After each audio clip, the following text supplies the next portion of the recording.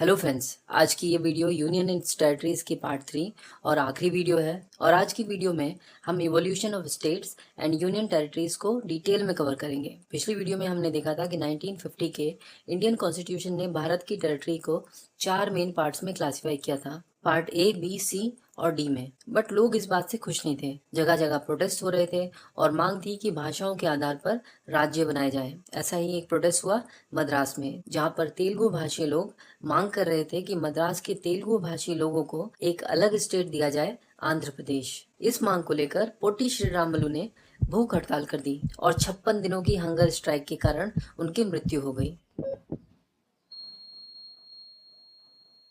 ऐसी स्थिति में लॉ एंड ऑर्डर को बनाए रखने के लिए 1953 में मजबूरी में गवर्नमेंट ऑफ इंडिया को देश का पहला लिंग्विस्टिक स्टेट बनाना पड़ा। ये नया स्टेट था आंध्रा स्टेट, जिसे बनाने के लिए मद्रास के तेलुगु स्पीकिंग एरियाज को मद्रास से अलग किया गया था। अब ऐसा होने के बाद और भी जगह से मांगे उठने लगी। इस समस्या का समाधान निकालने के लिए कांग्रेस ने दिसंबर 1953 में एक 3 मेंबर स्टेट रीऑर्गेनाइजेशन कमीशन का गठन किया, जिसके चेयरमैन थे फैज अली, और इसीलिए इस कमेटी को फैज अली कमीशन भी कहा जाता है। फैज अली कमीशन ने सितंबर 1955 को अपनी रिपोर्ट सबमिट कर दी और इन्होंने अपनी रिपोर्ट में ये एक्सेप्ट किया कि स्टेट्स का विभाजन और रीऑर्गेनाइजेशन भाषाओं के आधार पर किया जा सकता है। हालांकि फैज अली कमीशन ने भी वन लैंग्वेज वन स्टेट की थ्योरी को पूरी तरह से नकार दिया। कहने का मतलब इन्होंने ये तो माना था कि स्टेट्स का विभाजन लैंग्वेजेस के आधार पर होना चाहिए, मगर ये इंडिया में बोले जाने वाली हर एक लैंग्वेज के लिए एक नया स्टेट बनाने के लिए पक्ष में बिल्कुल भी नहीं थे। क्योंकि अगर इन्होंने one state one language recommend किया होता तो मे बी आज इंडिया में उर्दू, इंग्लिश और संस्कृत जैसी भाषाओं के लिए भी अलग अलग स्टेट्स होते।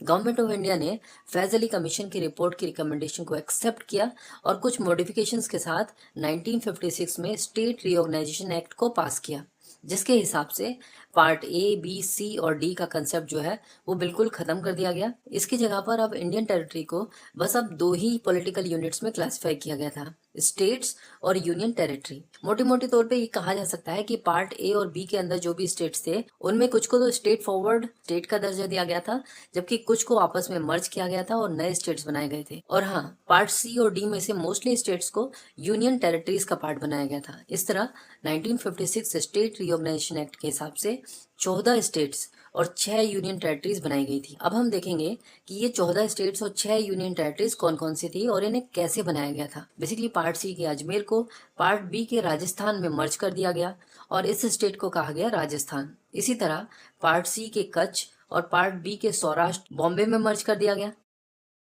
और पार्ट बी के मध्य प्रदेश और विंध्य प्रदेश और पार्ट सी के भोपाल को पार्ट ए के मध्य प्रदेश का पार्ट बनाया गया। पार्ट सी का कुर्ग भी पार्ट बी के मैसूर में मर्ज हो गया और ये नया स्टेट बना मैसूर। पार्ट बी का हैदराबाद अब आंध्रा स्टेट में मर्ज हो गया और नया स्टेट बना आंध्र प्रदेश। इसी तरह ट्रेवनकोर और कोचीन, जो इनिशियली पार्ट बी का स्टेट था, उसी के साथ मद्रास के कुछ मालाबार डिस्ट्रिक्ट्स को ऐड किया गया और नया स्टेट बना केरला। उधर नॉर्थ में पटियाला और ईस्ट पंजाब, जो कि इनिशियली पार्ट बी में था, उसको पार्ट ए के पंजाब में मर्ज कर दिया गया।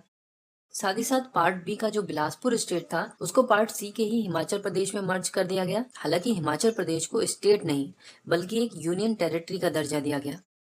और जम्मू कश्मीर तो पार्ट बी का स्टेट था, उसको स्टेट का ही दर्जा दिया गया। और कूच बिहार को वेस्ट बंगाल में मर्ज कर दिया गया। इसके अलावा जो 3 पार्ट सी के स्टेट बचे, दिल्ली, त्रिपुरा और मणिपुर, इन्हें भी यूनियन टेरिटरी का दर्जा दिया गया। तो 4 यूनियन टेरिटरी तो ये हो गई। इसके अलावा पार्ट बी में जो अकेला स्टेट था अंडमान एंड निकोबार, उसे भी यूनियन टेरिटरी का ही दर्जा दिया गया। और हाँ, लक्षद्वीप, मिनिकॉय एंड अमंडीवी आइलैंड्स, जो पहले मद्रास स्टेट्स के पार्ट थे, उसे अब अलग करके यूनियन टेरिटरी बना दिया गया और यही स्टेट बेसिकली आगे चल के लक्षद्वीप आइलैंड्स कहा गया। तो इस तरह स्टेट रिऑर्गेनाइजेशन एक्ट 1956 ने इंडिया को 14 स्टेट्स और 6 यूनियन टेरिटरीज में बांट दिया था। बट ऐसा नहीं है कि 1956 के बाद स्टेट रिऑर्गेनाइजेशन कंप्लीट हो गया। ये स्टेट रिऑर्गेनाइजेशन का सिलसिला जो है वो आगे भी चलता रहा। 1956 के बाद भी लगातार नए स्टेट्स और यूनियन टेरिटरीज बनती रही। कई स्टेट्स के नाम भी चेंज किए गए। चलिए देखते हैं कि 1956 के बाद कौन कौन से नए स्टेट्स या फिर यूनियन टेरिटरी बने और नाम किस किस के चेंज हुए। तो 1960 में बॉम्बे को भी लैंग्वेजेस के बेस पर दो स्टेट में डिवाइड किया गया। मराठी स्पीकिंग पॉपुलेशन के लिए महाराष्ट्र और गुजराती स्पीकिंग पॉपुलेशन के लिए गुजरात बनाया गया। उधर आसाम में नागाज भी आंदोलन कर रहे थे सेपरेट स्टेट के लिए, जिसके चलते 1963 में नागालैंड को भी आसाम से सेपरेट करके भारत का 16वां स्टेट बनाया गया।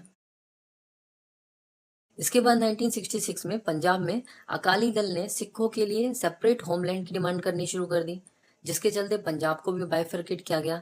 हिंदी स्पीकिंग एरियाज को पंजाब से बाइफरकेट करके हरियाणा बनाया गया और चंडीगढ़ को एक यूनियन टेरिटरी, और जो पहाड़ी इलाके थे उनको existing union territory Himachal Pradesh में मिला दिया गया।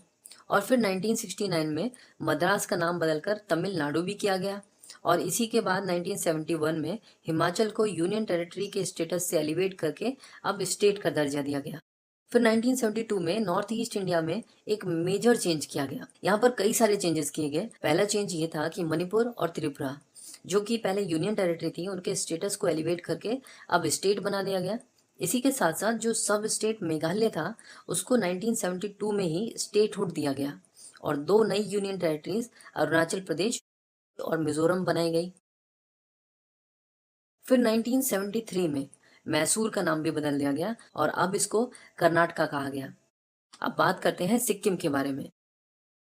1947 तक तो सिक्किम एक इंडियन प्रिंसली स्टेट था और 1947 के बाद सिक्किम को इंडिया ने एक प्रोटेक्टोरेट का स्टेटस दिया था। बट 1974 में सिक्किम ने इंडिया के साथ जुड़ने की इच्छा जाहिर की, तो पार्लियामेंट ने 35th अमेंडमेंट के थ्रू इंडिया में इसको एक एसोसिएट स्टेट का दर्जा दिया। इसीलिए कॉन्स्टिट्यूशन में आर्टिकल 2A और शेड्यूल 10 ऐड किया गया। बट 1975 में एक रेफरेंडम हुआ जिसके बाद सिक्किम को इंडिया का एक इंटीग्रल पार्ट माना गया और 1987 में मिजोरम और अरुणाचल प्रदेश को भी यूनियन टेरिटरी के स्टेटस से एलिवेट करके स्टेटहुड दिया गया। उसी साल गोवा को भी स्टेटहुड दिया गया था। और साल 2000 में भी एक बड़ा चेंज हुआ। भारत के 3 बड़े स्टेट्स को विभाजित करके नए स्टेट्स बनाए गए। मध्य प्रदेश, उत्तर प्रदेश और बिहार, इन तीनों स्टेट्स को विभाजित किया गया और मध्य प्रदेश से छत्तीसगढ़ निकला, उत्तर प्रदेश से उत्तराखंड और बिहार से झारखंड को सेपरेट किया गया। और इसी के 14 साल के बाद यानी 2014 में आंध्र प्रदेश से तेलंगाना को अलग करके एक नया स्टेट बनाया गया। और अभी recently Jammu and Kashmir reorganisation act 2019 के थ्रू जम्मू एंड कश्मीर को 2 यूनियन टेरिटरीज में कन्वर्ट किया गया है, जम्मू एंड कश्मीर और लद्दाख। आज की डेट में इंडिया में 28 स्टेट्स हैं और 8 यूनियन टेरिटरीज। अगर आपको ये वीडियो अच्छी लगी है तो इसको लाइक करें और अगर इस टॉपिक पे कोई भी क्वेश्चन है तो आप कमेंट बॉक्स में पूछ सकते हैं।